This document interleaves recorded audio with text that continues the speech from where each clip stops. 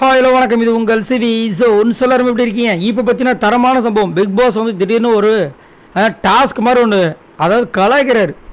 ஏன்னா சாண்ட்ரா வந்துட்டு நேற்று வந்து ஒரு பயங்கரமான சம்பவம் பண்ணியிருப்பாங்க. ஏன்னா போன வாரம் சீக்ரெட் டாஸ்க்குன்ற ஒரு விஷயம், அது அந்த எடிட்லாம் அப்பா வேறு லெவல். அந்த எடிட்டருக்கு வந்துட்டு உண்மையிலே வந்து தங்க காப்பே கையில் போடலாம். ஆனால் என்கிட்ட தங்கலாம் கிடையாது வச்சுக்கிங்களேன். யாராவது காசு வச்சுருந்தீங்கன்னா போய் போடுங்க. நல்லா இருந்துச்சு, அதுக்காக சொல்ல வரேன். பிக் பாஸ் வந்து பேசிட்டே இருக்கும்போது டக்குன்னு வந்து, என்ன சாண்ட்ரா காலையில் நான் சொன்னதெல்லாம் ஞாபகம் இருக்கானோன்னா, ஞாபகம் இருக்குது பிக் பாஸ்ன்றாங்க. உடனே வந்துட்டு யார்கிட்டையும் சொல்லிடாதீங்க அப்படின்னும் போது, சத்தியமாக நான் யார்கிட்டையும் சொல்ல மாட்டேன்றாங்க.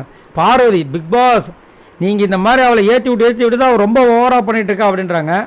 அதுக்கப்புறம் வந்து அதை மெயின்டைன் பண்ணுற மாதிரி என்ன பண்ணுறாங்க, பக்கத்தில் போயிட்டு அதை லாஸ்ட்டில் போய் அந்த கால் மேலே கால் போட்டு உட்காந்தாங்க பாருங்க. கடைசியாக அந்த சீக்ரெட் டாஸ்க் அந்த வீடியோவில் அந்த இடத்துல போய் உட்காடுறாங்க. உட்காந்தோடனே திவ்யாவையும் பிரஜனையும் கூப்பிட்றாங்க. பிரஜன் கிட்டே குசு பேசுகிறாங்க. ஏன்னா மெயின்டைன் பண்ணுவோம் அப்படின்னு ஒரு சின்ன சீன் போடுறாங்க.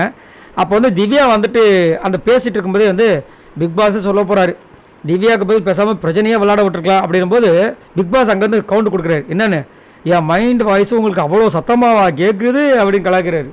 செம்மையாக இருந்துச்சு. இப்போ தான் கொஞ்சம் கொஞ்சமாக வந்து பிக் பாஸ் வந்து அவருடைய அந்த ஃபன் மூமெண்ட்டெல்லாம் வெளியே காமிக்கிறது கொஞ்சம் நல்லாயிருக்கு. இந்த ஆஃப்டர் வைல்ட் கார்டு என்ட்ரி, ஏன்னா அதுக்கு முன்னாடி பார்த்தீங்கன்னா ஃபுல்லாக வந்து வாத்தி ரைடு மாதிரி தான் இருந்தார்.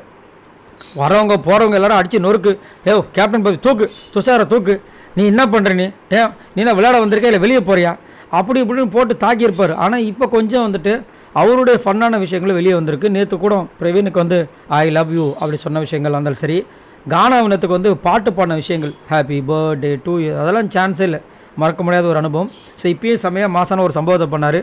ஸோ யாரெல்லாம் பிக் பாஸ் வாய்ஸை கேட்கும்போது அந்த ஃபன்னான விஷயங்கள் பண்ணும்போது யாரெல்லாம் லைக் பண்ணுறீங்க மறக்காம கீழே கமெண்ட்ஸ் பண்ணுங்கள். பாய் நண்பர்களே.